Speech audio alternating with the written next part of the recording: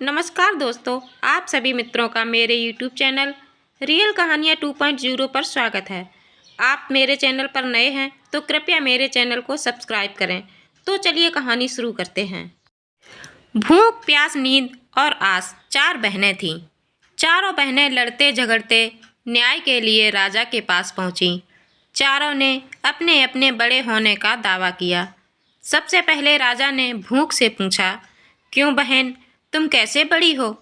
भूख बोली, मैं इसलिए बड़ी हूँ कि मेरे कारण ही घर घर में चूल्हे जलते हैं, पकवान बनते हैं और जब वे मुझे थाल सजाकर देते हैं तब मैं खाती हूँ। राजा ने अपने कर्मचारियों से कहा, जाओ पूरे राज्य में मुनादी कर दो, कोई चूल्हा ना जलाए, पकवान ना बनाए, थाल ना सजाए, तब देखते हैं कि भूख को भूख कैसे लगती है। पूरा दिन बीत गया, आधी रात बीती, अब भूख को भूख लगी। उसने खाना इधर उधर खोजा, लेकिन खाने को कहीं कुछ नहीं मिला। लाचार होकर वह घर में पड़े बासी रोटी के टुकड़ों को खाने लगी।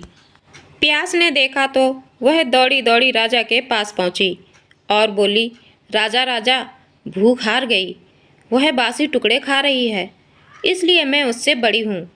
राजा पूछा, तू कैसे बड़ी है? प्यास बोली, मैं इसलिए बड़ी हूँ कि मेरे ही कारण लोग कुएं तालाब बनवाते हैं, बढ़िया बढ़िया बर्तनों में पानी रखते हैं और वे जब मुझे बर्तन भरकर देते हैं तब मैं उसे पीती हूँ, नहीं तो नहीं पीती। राजा ने अपने कर्मचारियों से कहा, जाओ राज्य में मुनादी करवा दो, कोई भी अपने घर में पानी भरकर नहीं रखे और किसी को बर्तन भरकर पानी न दे। कुएं तालाबों पर पहरे लगवा दो। प्यास को जब प्यास लगेगी तो वह कहाँ जाएगी? आज हम देखते हैं, पूरा दिन बीत गया, आधी रात हो गई, अब प्यास को प्यास लगी। अब वह यहाँ वहाँ दौड़ी, लेकिन पानी की कहीं एक बूंद न मिली। अब वह लाचार होकर वह एक गड्ढे में झुककर पानी पीने लगी।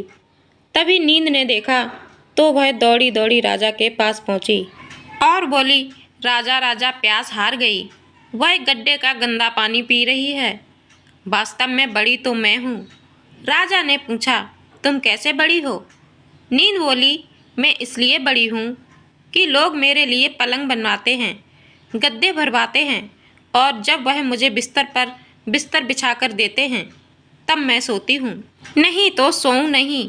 राजा ने अपने कर्मचारियों से कहा, चलो आपकी भी परीक्षा ली जाए। तो राजा ने पूरे राज्य भर में मुनादी करवा दी कि कोई भी पलंग नहीं बनवाए और ना ही गद्दे भरवाए और ना ही बिस्तर बिछाए। नींद को नींद आएगी तो कहाँ जाएगी? आज यह हम देखेंगे।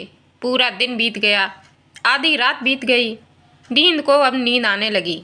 उसने यहाँ वहाँ देखा, इधर उधर देखा, लेकिन कोई भी बिस्तर नहीं मिला। वह लाचार होकर जमीन पर लेट गई और वह सो गई। आस ने जब यह देखा तो वह दौड़ी दौड़ी राजा के पास पहुंची और बोली, राजा राजा, नींद हार गई, वह जमीन पर ही सो गई। वास्तव में भूख, प्यास और नींद, इन तीनों में से मैं बड़ी हूँ। राजा ने पूछा, तुम कैसे बड़ी हो? तब आस बोली कि सभी मेरे लिए काम करते हैं, नौकरी, उद्योग, धंधा, मेहनत और मजदूरी करते हैं, तकलीफ उठाते हैं, लेकिन आस के दीप को बुझने नहीं देते। तभी राजा ने अपने कर्मचारियों से कहा, जाओ राजभर में मुनादी करवा दो, कोई काम नहीं करे, नौकरी धंधा नहीं करे, मेहनत और मजदूरी नहीं करे तथा आस का दीपक नहीं जलाए। आज हम देखते हैं कि वह कहाँ जाएगी। समूचा दिन बीत गया, आधी रात बीत गई।